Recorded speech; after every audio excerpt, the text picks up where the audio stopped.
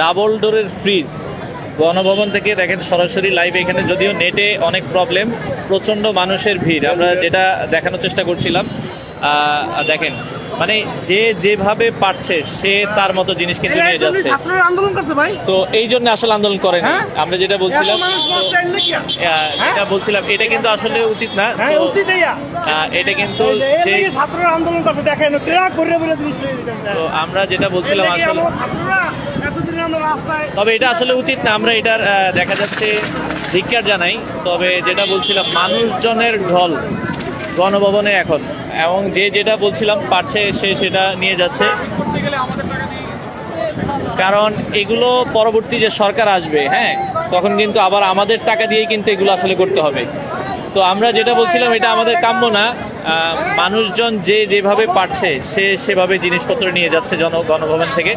এবং